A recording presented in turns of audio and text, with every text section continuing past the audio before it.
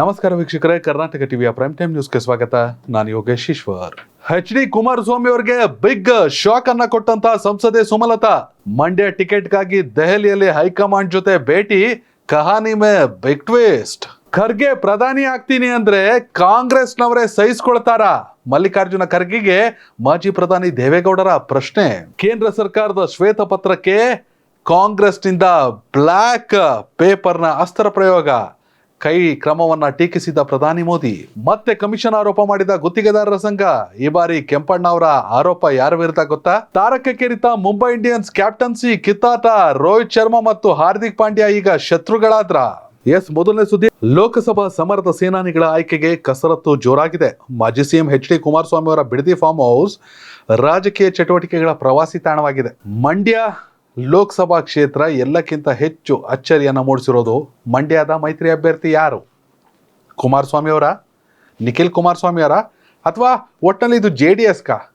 ಈ ಎಲ್ಲ ಚರ್ಚೆಗಳ ನಡುವೆ ಕಹಾನಿ ಮೇ ಬಿಗ್ ಟ್ವಿಸ್ಟ್ ಅಂತ ಮಂಡ್ಯದ ಸಂಸದೆ ಸುಮಲತಾ ಅಂಬರೀಶ್ ಅವರು ನೇರವಾಗಿ ದೆಹಲಿಯಲ್ಲಿ ಕಾಣಿಸ್ಕೊಂಡಿದ್ದಾರೆ. ದೆಹಲಿಯಲ್ಲಿ ಬಿಜೆಪಿ ಹೈಕಮಾಂಡ್ ಅನ್ನು ಭೇಟಿಯಾಗಿದ್ದಾರೆ. ಬಿಜೆಪಿ ರಾಷ್ಟ್ರೀಯ ಅಧ್ಯಕ್ಷ JP ನಡ್ಡಾ ಹಾಗೆ ಬಿಜೆಪಿ ರಾಷ್ಟ್ರೀಯ ಸಂಘಟನಾ ಪ್ರಧಾನ ಕಾರ್ಯದರ್ಶಿ BL ಸಂತೋಷ್ ಅವರನ್ನ ಭೇಟಿಯಾಗಿ ಟಿಕೆಟ್ ಬಗ್ಗೆ ಚರ್ಚೆಯನ್ನು ಶುರು ಮಾಡಿದ್ದಾರೆ. ಇಂದು ಬಿಜೆಪಿ ರಾಷ್ಟ್ರೀಯ ಅಧ್ಯಕ್ಷ JP ನಡ್ಡಾ ಹಾಗೂ ಬಿಜೆಪಿ ರಾಷ್ಟ್ರೀಯ ಸಂಘಟನಾ ಪ್ರಧಾನ ಕಾರ್ಯದರ್ಶಿ BL ಸಂತೋಷ್ ಅವರನ್ನು ಸುಮಲತಾ ಭೇಟಿ ಮಾಡಿದ್ದಾರೆ. ಈ ವೇಳೆ ಮಂಡ್ಯ ಕ್ಷೇತ್ರ ಹಾಗೂ ಲೋಕಸಭಾ ಚುನಾವಣೆ ಕುರಿತಂತೆ ಚರ್ಚಿಸಿದ್ದಾರೆ. ಇದು ತಮ್ಮ ಅಮೂಲ್ಯ ಸಮಯವನ್ನು ನೀಡಿ ನನ್ನ ಮಾತುಗಳನ್ನು ಆಲಿಸಿದ ಶ್ರೀ ನಡ್ಡಾಜಿ ಅವರಿಗೆ, ಶ್ರೀ ಸಂತೋಷ್ ಜಿ ಅವರಿಗೂ ಧನ್ಯವಾದಗಳು. ತಮ್ಮ ಸಹಕಾರದ ಮಾತುಗಳಿಗೆ ಮತ್ತೊಮ್ಮೆ ಧನ್ಯವಾದ ಅಂತ ಸುಮಲತಾ ಅವರು ಸೋಷಿಯಲ್ ಮೀಡಿಯಾದಲ್ಲಿ ತಿಳಿಸಿದ್ದಾರೆ. ಒಟ್ಟಿನಲ್ಲಿ ಸುಮಲತಾ ಅವರು ಒಂದು ಕಡೆ JDS ಅವರು ಚಾಪೆ ಕೆಳಗೆ ತೂರಿದ್ರೆ ಸುಮಲತಾ ಅವ್ರ ರಂಗೋಲಿಗಳಿಗೆ ತೂರ್ತಾವ್ರೆ ಅನ್ನೋದಕ್ಕೆ ಇದು ಬೆಸ್ಟ್ ಎಕ್ಸಾಂಪಲ್. ಹಿಂದೆ ನಾವು ಪದೇ ಪದೇ ಹೇಳ್ತಾ ಇದ್ವಿ, ಸುಮಲತಾ ಅವರ ಕಾಂಟ್ಯಾಕ್ಟ್ ನೇರವಾಗಿ ಹೈಕಮಾಂಡ್ ಜೊತೆ. ಇವರಿಬ್ಬರಷ್ಟೇ ಅಲ್ಲ, ಇನ್ನೂ ಫೋಟೋ ಬಂದಿಲ್ಲ ಅಥವಾ ಇನ್ನೇನು ಬಂದಿರಬಹುದು. ಪ್ರಧಾನಿ ನರೇಂದ್ರ ಮೋದಿ ಅವರ ಜೊತೆಗೂ ಸುಮಲತಾ ಅವರ ಭೇಟಿಯಾಗಿದೆ ಮಂಡ್ಯ ಲೋಕಸಭೆ ಕ್ಷೇತ್ರದ ವಿಚಾರವಾಗಿ. ಇದು ಮಾಜಿ ಮುಖ್ಯಮಂತ್ರಿ ಎಚ್.ಡಿ. ಕುಮಾರಸ್ವಾಮಿ ಅವರಿಗೆ ಬಿಗ್ ಟ್ವಿಸ್ಟು. ಕುಮಾರಸ್ವಾಮಿ ಅವರೇ ಈಗ ಸುಮಲತಾ ಅವ್ರ ಮನೆಗೆ ಹೋಗ್ತಾರೋ, ಇಲ್ಲ ಸುಮಲತಾ ಅವರೇ ಕುಮಾರಸ್ವಾಮಿ ಅವ್ರ ಮನೆಗೆ ಹೋಗ್ಬಿಟ್ಟು ಟಿಕೆಟ್ ನನಗೆ ಆಗಿದೆ ಅಂತ ಹೇಳ್ತಾರೋ ಕಾದ್ ನೋಡಬೇಕು. ಹೆಸರಿನ ಮುಂದಿನ ಸುದ್ದಿ. ನೀವು ಪ್ರಧಾನಿ ಆದರೆ ಕಾಂಗ್ರೆಸ್ ಸಹಿಸಿಕೊಳ್ಳುತ್ತದೆಯೇ ಎಂದು ರಾಜ್ಯಸಭೆಯಲ್ಲಿ ಮಾತನಾಡಿದ ಎಚ್.ಡಿ. ದೇವೇಗೌಡ ಮಲ್ಲಿಕಾರ್ಜುನ ಖರ್ಗೆ ಅವರಲ್ಲಿ ಕೇಳಿದ್ದಾರೆ. ನಾನು ಸೋತರೆ ನಾನೇ ಹಿಂದೆ ಸರಿತಾರೆ ಎಂದಿದ್ದಾರೆ ಖರ್ಗೆ. ಅವರಿಗೆ ನಾನು ಆಭಾರಿ ಎಂದು ದೇವೇಗೌಡರು ಹೇಳಿದ್ದಾರೆ. ಖರ್ಗೆ ಪ್ರಾಮಾಣಿಕ ವ್ಯಕ್ತಿ, ಮನಮೋಹನ್ ಸಿಂಗ್ ಅಪ್ಪಟ ಪ್ರಾಮಾಣಿಕ ವ್ಯಕ್ತಿ. ಆದರೆ ಕಾಂಗ್ರೆಸ್ ತನ್ನ ಪಕ್ಷವನ್ನು ದುರ್ಬಲಗೊಳಿಸುತ್ತಿದೆ. ಖರ್ಗೆ ಅವರು ಉನ್ನತ ಸ್ಥಾನಕ್ಕೆ ಬಂದರೆ ಅವರು ಸಹಿಸಿಕೊಳ್ಳುತ್ತಾರೆ. ಖರ್ಗೆ CM ಆಗಬೇಕು ಅಂತ ಆಸೆ ಇತ್ತು, ನನ್ನ ಸ್ವಂತ ಮಗನಲ್ಲ ಎಂದು ಹೇಳಿದ ದೇವೇಗೌಡ, ನೀವು ಪ್ರಧಾನಿಯಾದರೆ ಕಾಂಗ್ರೆಸ್ ಸಹಿಸಿಕೊಳ್ಳುತ್ತಾರೆ ಎಂದು ಖರ್ಗೆ ಅವರಲ್ಲಿ ಪ್ರಶ್ನಿಸಿದ್ದಾರೆ. 1991ರಲ್ಲಿ ದೇಶವನ್ನು ಉಳಿಸಲು ಮನಮೋಹನ್ ಸಿಂಗ್ ಏನು ಮಾಡಿದ್ದಾರೆ ಎಂಬುದರ ಬಗ್ಗೆ ನಾನು ಸಾಕಷ್ಟು ಮಾತನಾಡಬಲ್ಲೆ ಎಂದಿದ್ದಾರೆ ದೇವೇಗೌಡರು. ಕಾಂಗ್ರೆಸ್ ಅಧ್ಯಕ್ಷ ಮಲ್ಲಿಕಾರ್ಜುನ್ ಖರ್ಗೆ ಸಂಸತ್ತಿನಲ್ಲಿ ಮಾತನಾಡುತ್ತಾ ಮಾಜಿ ಪ್ರಧಾನಿ ದೇವೇಗೌಡರು ಖರ್ಗೆ ಅವರ ಪಕ್ಷಕ್ಕೆ ಹಣಕಾಸಿನ ನೆರವು ಕೊರತೆಯ ಬಗ್ಗೆ ಕಳವಳ ವ್ಯಕ್ತಪಡಿಸಿದ್ದರು ಎಂದಿದ್ದಾರೆ.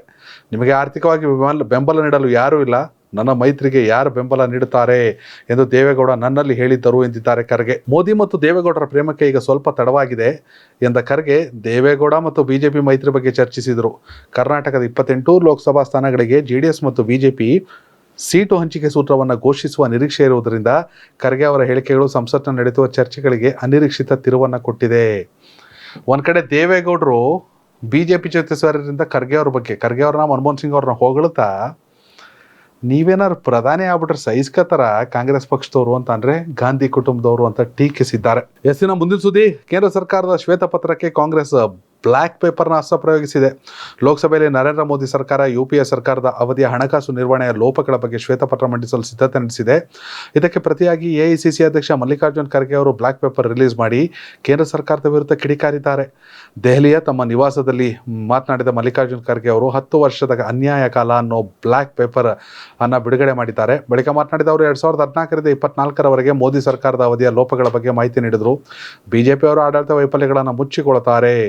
ನಾವು ಇದನ್ನು ಪ್ರಶ್ನಿಸಿದಾಗ ಅದಕ್ಕೆ ಮಹತ್ವ ನೀಡಿಲ್ಲ. ಹೀಗಾಗಿ ಮೋದಿ ಸರ್ಕಾರದ ವಿರುದ್ಧ ಕಪ್ಪು ಪತ್ರ ಬಿಡುಗಡೆ ಮಾಡುತ್ತಿದ್ದೇವೆ. ದೇಶದಲ್ಲಿ ನಿರುದ್ಯೋಗ ಸಮಸ್ಯೆ ದೊಡ್ಡದಾಗಿದೆ ಅಂತೆಲ್ಲ ಟೀಕ್ಸವ್ರೆ. ಹಾಗಾದರೆ ಕಾಂಗ್ರೆಸ್ನ ಕಪ್ಪು ಪತ್ರದಲ್ಲಿ ಏನಿದೆ? ಕಾಂಗ್ರೆಸ್ನ ಕಪ್ಪು ಪತ್ರದಲ್ಲಿ ಮುಖ್ಯವಾಗಿ ಕೊಟ್ಟ ಭರವಸೆಯಂತೆ ಉದ್ಯೋಗ ಸೃಷ್ಟಿಸಲು ಮೋದಿ ಸರ್ಕಾರ ವಿಫಲವಾಗಿದೆ. MSMEಗಳಿಗೆ ಸೂಕ್ತ ಬೆಂಬಲ ಪ್ರೋತ್ಸಾಹ ನೀಡಿಲ್ಲ.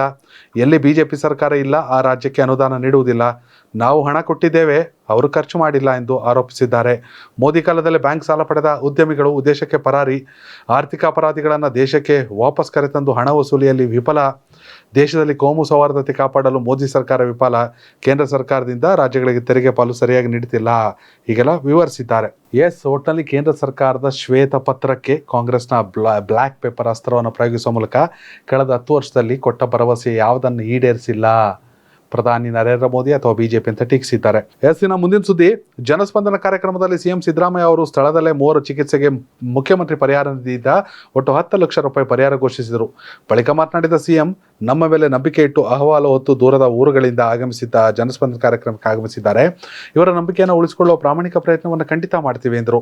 ರಾಮನಗರ ಜಿಲ್ಲೆಯ ವಿಜಯಕುಮಾರ್ ಬಿನ್ ನರಸಿಂಹಮೂರ್ತಿ ಎಂಬುವರಿಗೆ ಕಿಡ್ನಿ ಕಸಿ ಚಿಕಿತ್ಸೆಗಾಗಿ 4 ಲಕ್ಷ ಸಹಾಯಧನ CM ಸ್ಥಳದಲ್ಲೇ ಮಂಜೂರು ಮಾಡಿದರು. ಹಾಗೆಯೇ ವಿಜಯಪುರ ಜಿಲ್ಲೆ ಸಿಂದಗಿ ತಾಲೂಕಿನ ಬಸನಗೌಡ ಬಿರಾದಾರ್ ಬೋನ್ ಮ್ಯಾರೋ ಕಸಿಗಾಗಿ 4 ಲಕ್ಷ, ತುಮಕೂರು ಜಿಲ್ಲೆ 8 ವರ್ಷದ ಶಾಂಭವಿ ಎಂಬ ಮಗುವಿನ ಶ್ರವಣ ಸಾಧನಕ್ಕಾಗಿ 50,000 ರೂಪಾಯಿ ಮುಖ್ಯಮಂತ್ರಿಗಳು ಸ್ಥಳದಲ್ಲಿ ಮಂಜೂರು ಮಾಡಿದರು. ಇನ್ನು ತನ್ನ ಹುಟ್ಟುಹಬ್ಬದಂತೆ ಚಿಕ್ಕಬಳ್ಳಾಪುರ ಕ್ಷೇತ್ರದ ಕಾಂಗ್ರೆಸ್ ಶಾಸಕ ಪ್ರದೀಪ್ ಈಶ್ವರ್ CM ಸಿದ್ದರಾಮಯ್ಯಗೆ ವಿಶೇಷ ಮನವಿ ಮಾಡಿದ್ದಾರೆ. ಹುಟ್ಟುಹಬ್ಬದ ಪ್ರಯುಕ್ತ CM ಸಿದ್ದರಾಮಯ್ಯ ಅವರನ್ನು ಭೇಟಿ ಮಾಡಿದ ಪ್ರದೀಪ್ ಈಶ್ವರ್ ವಿಶೇಷ ಮನವಿ ಪತ್ರ ನೀಡಿದರು. ಬಳಿಕ CM ಕಾಲಿಗೆ ಬಿದ್ದು ಆಶೀರ್ವಾದ ಪಡೆದರು. ತಂದೆ ತಾಯಿ ಇಲ್ಲದ ಅನಾಥ ಮಕ್ಕಳಿಗೆ ವಿಶೇಷ ಯೋಜನೆಯನ್ನು ರೂಪಿಸಬೇಕು ಅದಕ್ಕಾಗಿ ಒಂದು ಕ್ಷೇಮಾಭಿವೃದ್ಧಿಯನ್ನ ನಿಗಮವನ್ನು ಸ್ಥಾಪಿಸಬೇಕು, ಯೋಜನೆ ರೂಪಿಸಬೇಕು ಅಂತ ಮನವಿಯನ್ನು ಮಾಡಿದ್ರು. ಅದಕ್ಕೆ CM ಸಿದ್ದರಾಮಯ್ಯ ಅವರು ಕೂಡ ಸಕಾರಾತ್ಮಕವಾಗಿ ಸ್ಪಂದಿಸ್ತಾರೆ ಅಂತ ಹೇಳಲಾಗಿದೆ. ಮುಂದಿನ ಸುದ್ದಿ, ಕೆರೆಗೋಡು ಹನುಮ ಧ್ವಜ ತೆರವು ವಿವಾದ ಇನ್ನೂ ತಣ್ಣಗಾಗಿಲ್ಲ. ಬಜರಂಗ ದಳ, ವಿಶ್ವ ಹಿಂದೂ ಪರಿಷತ್ ಹಾಗೂ ಶ್ರೀರಾಮ ಭಜನಾ ಮಂಡಳಿ ಇದೇ ಫೆಬ್ರವರಿ 9ಕ್ಕೆ ಮಂಡ್ಯ ನಗರ ಹಾಗೂ ಕೆರೆಗೋಡು ಬಂದ್ಗೆ ಕರೆ ನೀಡಿದೆ. ಬಂದ್ ಕೈ ಬಿಡುವಂತೆ ಜಿಲ್ಲಾಡಳಿತ ಮನವಿ ಮಾಡಿದ್ರು. ಕ್ಯಾರೆ ಎನ್ನದ ಹಿಂದೂಪರ ಸಂಘಟನೆಗಳಿಗೆ ಬಜರಂಗ ಸೇನೆ ಸೇರಿ ಹಲವು ಸಂಘಟನೆಗಳ ಬೆಂಬಲ ವ್ಯಕ್ತವಾಗಿದೆ. ಮಂಡ್ಯ ಜಿಲ್ಲಾಡಳಿತ ಮನವಿಗೆ ಸ್ಪಂದಿಸಿ ಫೆಬ್ರವರಿ 7ರಂದು ಕರೆ ನೀಡಲಾಗಿದ್ದ ಬಂದನ್ನು ಸಮಾನ ಮನಸ್ಕರ ವೇದಿಕೆ ಹಿಂಪಡೆದಿತ್ತು. ಆದರೆ ಈಗ ಹಿಂದೂ ಹೋರಾಟಗಾರರ ಬಿಗಿಪಟ್ಟಿನಿಂದ ನಾಳೆ ಮಂಡ್ಯ ಬಂದ್ ಬಹುತೇಕ ಫಿಕ್ಸ್ ಎನ್ನಲಾಗಿದೆ. ಬಜರಂಗ ದಳ ಕರೆ ಕೊಟ್ಟ ಬಂದ್ಗೆ BJP ಬೆಂಬಲ ಕೊಟ್ಟಿದೆ. ಇದು ಮಧ್ಯಾಹ್ನ ಈ ಕುರಿತು ಸಭೆ ಮಾಡಿದ ಅಂತಿಮ ತೀರ್ಮಾನಕ್ಕೆ ಪ್ರಕಟಿಸುವ ಸಾಧ್ಯತೆ ಇತ್ತು. ಕೆರೆಗೋಡು ಧ್ವಜ ತೆರವು ವಿರೋಧದ ಹೋರಾಟಕ್ಕೆ ಸಾಥ್ ನೀಡಿದ JDS ನಾಯಕರು ಈಗ ಅಂತರ ಕಾಯ್ದುಕೊಂಡಿದ್ದಾರೆ. ನಾಳೆ ಬಂದ್ ಮಾಡಲೇಬೇಕು ಅನ್ನೋ ಲೆಕ್ಕಾಚಾರ ಹಿಂದೂಪರ ಸಂಘಟನೆಗಳದು. ಆದರೆ ಅಂತಿಮವಾಗಿ JDS ನಿರ್ಧಾರ ಏನು ಅನ್ನೋದರ ಮೇಲೆ ಈ ಬಂದ್ ನಿರ್ಧಾರವಾಗುತ್ತೆ. ಯಾಕಂದರೆ ಮೈತ್ರಿ JDS ಕೂಡ ಜೊತೆಗೆ ಬರಬೇಕು. ಕುಮಾರಸ್ವಾಮಿ ಅವರು ಹೆಗ್ಲ ಮೇಲೆ ಕೇಸರಿ ಶಾಲಾ ಹಾಕೊಂಡು ಜೋರಾಗಿ ಓಡಾಡಿದ್ರು. ಹೀಗಾಗಿ ಬಂದ್ ಮಾಡಿದ ಮೇಲೆ ಸಪೋರ್ಟ್ ಕೊಡಲೇಬೇಕು. ಹೀಗಾಗಿ JDS ತೀರ್ಮಾನದ ಮೇಲೆ ಮುಂದಿನ ಕ್ರಮ. ಮುಂದಿನ ಸುದ್ದಿ, ರಾಜ್ಯ BJPಯಿಂದ ನಾಳೆಯಿಂದ 3 ದಿನ ಗ್ರಾಮ ಚಲೋ ಅಭಿಯಾನ ನಡೆಯಲಿದೆ ಎಂದು BJP ರಾಜ್ಯಾಧ್ಯಕ್ಷ ಮತ್ತು ಶಾಸಕ BY ವಿಜಯೇಂದ್ರ ಹೇಳಿದ್ದಾರೆ. ಗೊಲ್ಲಹಳ್ಳಿ ಗ್ರಾಮದಲ್ಲಿ ಗ್ರಾಮ ಚಲೋ ಕಾರ್ಯಕ್ರಮದಲ್ಲಿ ಪಾಲ್ಗೊಂಡ ನಂತರ ಮಾತನಾಡಿದ ಅವರು, ರಾಷ್ಟ್ರೀಯ ಅಧ್ಯಕ್ಷರಾದ ನಡ್ಡಾಜಿ ಮತ್ತು ನಮ್ಮ ಹೆಮ್ಮೆಯ ಪ್ರಧಾನಿ ನರೇಂದ್ರ ಮೋದಿಜಿ ಅವರ ಅಪೇಕ್ಷೆಯಂತೆ ಗ್ರಾಮ ಚಲೋ ಅಭಿಯಾನಕ್ಕೆ ಚಾಲನೆ ನೀಡಿದ್ದೇವೆ.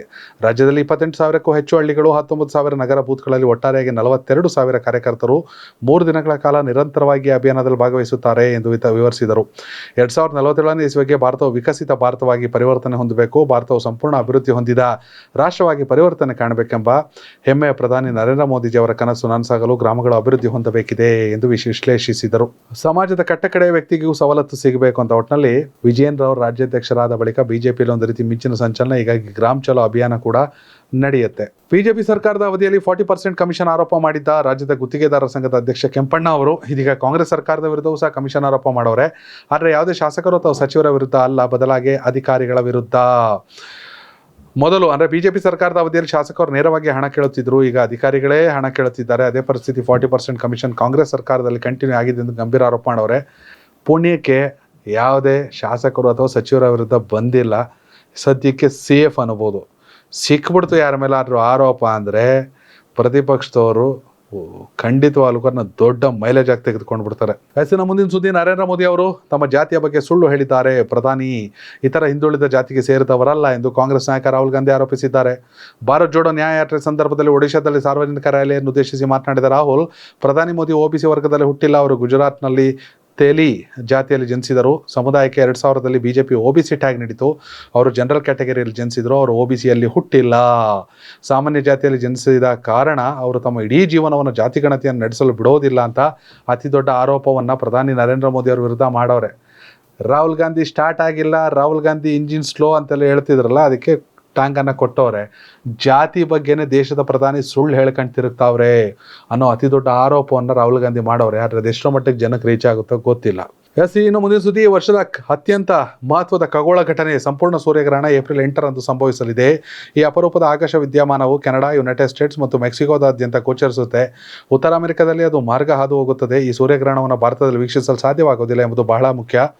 ಗ್ರಹ ಅಥವಾ ಚಂದ್ರನಂತಹ ಆಕಾಶ ಕಾಯವು ಸೂರ್ಯನ ಬೆಳಕನ್ನು ಅಡ್ಡಿಪಡಿಸಿದಾಗ ಗ್ರಹಣ ಸಂಭವಿಸುತ್ತದೆ. ಏಪ್ರಿಲ್ನಲ್ಲಿ ಸಂಭವಿಸಲಿರುವ ಸಂಪೂರ್ಣ ಸೂರ್ಯಗ್ರಹಣವನ್ನು ವೀಕ್ಷಿಸಲು ಜನ ಸಜ್ಜಾಗ್ತಿದ್ದಾರೆ. ನಾಸಾ ಪ್ರಕಾರ ಏಪ್ರಿಲ್ 8ರಂದು ಸಂಪೂರ್ಣ ಸೂರ್ಯಗ್ರಹಣ ದಕ್ಷಿಣ ಪೆಸಿಫಿಕ್ ಮೇಲೆ ಪ್ರಾರಂಭವಾಗುತ್ತೆ. ನಂತರ ಅಮೆರಿಕ ಪ್ರವೇಶಿಸುವ ಮೊದಲು ಮೆಕ್ಸಿಕೋದ ಪೆಸಿಫಿಕ್ ಕರಾವಳಿಯನ್ನು ತಲುಪುತ್ತದೆ. ಮುಂಬರುವ ಗ್ರಹಣದ ಮಾರ್ಗವು ಮೆಕ್ಸಿಕೋವನ್ನು ಹಾದು ಹೋಗುತ್ತದೆ. ಇದು ಟೆಕ್ಸಾಸ್ ಮೂಲಕ ಯುನೈಟೆಡ್ ಸ್ಟೇಟ್ಸನ್ನು ಪ್ರವೇಶಿಸುತ್ತೆ ಅಂತ ಹೇಳವ್ರೆ. ಇದು 48 ರಾಜ್ಯಗಳಲ್ಲಿ ಗೋಚರಿಸುತ್ತೆ. ಸಂಪೂರ್ಣ ಸೂರ್ಯಗ್ರಹಣ ಸಮಯದಲ್ಲಿ ಚಂದ್ರನು ಸೂರ್ಯ ಹಾಗೂ ಭೂಮಿಯ ನಡುವೆ ಹಾದು ಹೋಗುತ್ತಾನೆ. ಆಗ ಸೂರ್ಯನ ಮುಖವನ್ನು ಸಂಪೂರ್ಣವಾಗಿ ಮರೆಮಾಚುತ್ತೆ. ಈ ವೇಳೆ ಹಗಲಿನಲ್ಲಿಯೇ ಮುಸ್ಸಂಜೆಯ ರೀತಿ ಕತ್ತಲು ಆವರಿಸುತ್ತದೆ. ಮೋಡ ಕವಿದ್ರೆ ಹಿಂಗೆಲ್ಲ ಆಗ್ಬಿಡುತ್ತೋ ಒಂದೊಂದ್ಸಲ. ಈಗ ಸೂರ್ಯಗ್ರಹಣ ಕೂಡ ಆಗುತ್ತೆ.